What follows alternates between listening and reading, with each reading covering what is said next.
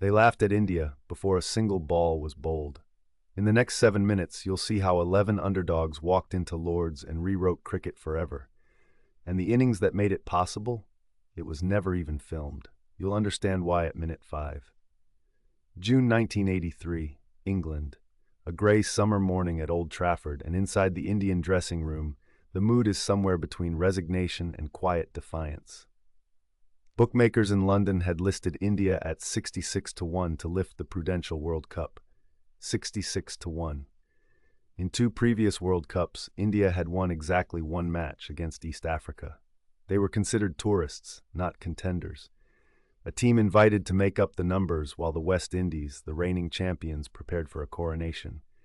And yet, 3 weeks later, a lean all-rounder from Chandigarh would stand on the balcony of Lord's, holding a silver trophy above his head, and a country of 700 million people would never look at itself the same way again.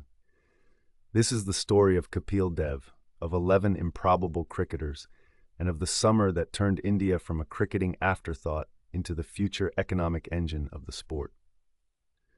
To understand 1983, you must first understand what Indian cricket was before it. Indian cricket in the 1970s was elegant, patient, defensive. It was Sunil Gavaskar batting for 6 hours against fast bowlers. It was spinners weaving webs on dusty pitches in Chennai and Kanpur. It was rarely aggressive, almost never explosive. The one-day format, invented in England in 1971, was considered a curiosity, a hit-and-giggle sideshow. India didn't take it seriously, and the world didn't take India seriously in it. Then came Kapil Dev Nikanj, a boy from Haryana, rejected once at a national camp because a coach said Indians don't produce fast bowlers. He would produce enough pace and enough belief to change the entire self-image of a country. By 1982, he had been made captain, and he arrived in England with a squad that combined old-school technicians like Gavaskar and Mohinder Amarnath with young, hungry cricketers like Krishnamachari Srikanth, Sandeep Patil, Roger Binney, and Madan Lal. A team without stars, but with a captain who refused to accept the script written for them. The tournament opened with a warning shot. India, playing the mighty West Indies at Old Trafford, chased down a total against Clive Lloyd's champions. Yashpal Sharma scored 89. The cricket world blinked. A fluke, the commentators said. It had to be. The West Indies had Viv Richards, Michael Holding, Andy Roberts, Malcolm Marshall, Joel Garner. They didn't lose group matches. They didn't lose World Cups. They had won the first 2.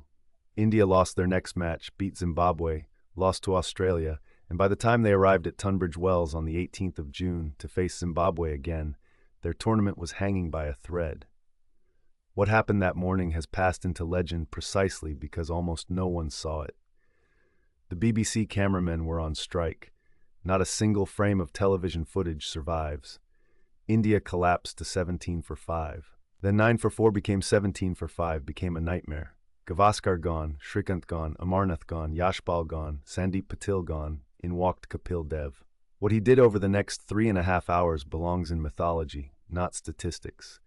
He scored 175 not out from 138 balls, 16 fours, 6 sixes, against a Zimbabwe attack that had reduced Test batsmen to ruins minutes earlier.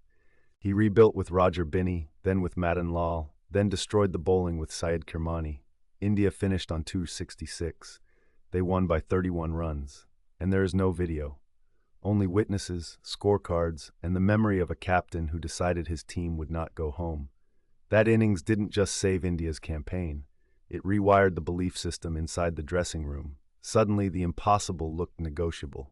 India beat Australia in the next match. Then came the semi-final at Old Trafford against England, the tournament hosts and heavy favourites. Mohinder Amarnath, the man his own father had called a lucky cricketer, took 2 crucial wickets and scored 46. Yashpal Sharma made 61.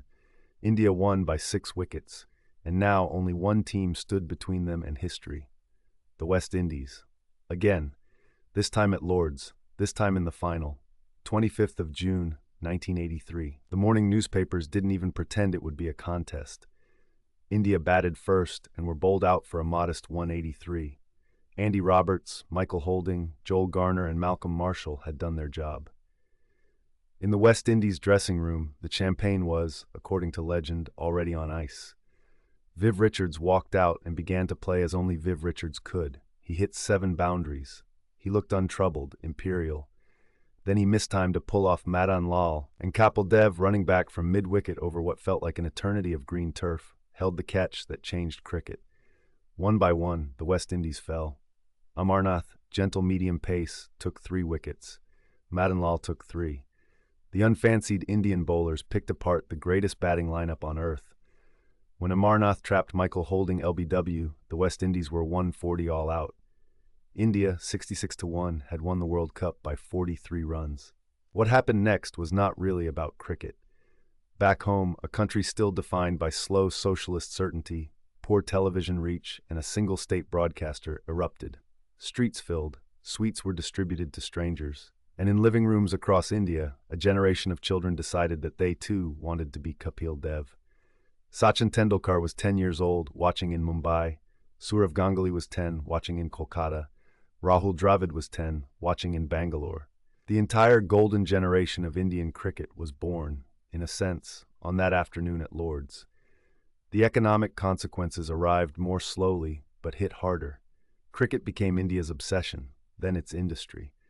Television rights, sponsorships, and eventually the Indian Premier League grew out of the seed planted on the 25th of June 1983. Today, Indian cricket generates more revenue than the rest of the world combined. All of it traces back to 11 men who were not supposed to win, and a captain who refused to read the script.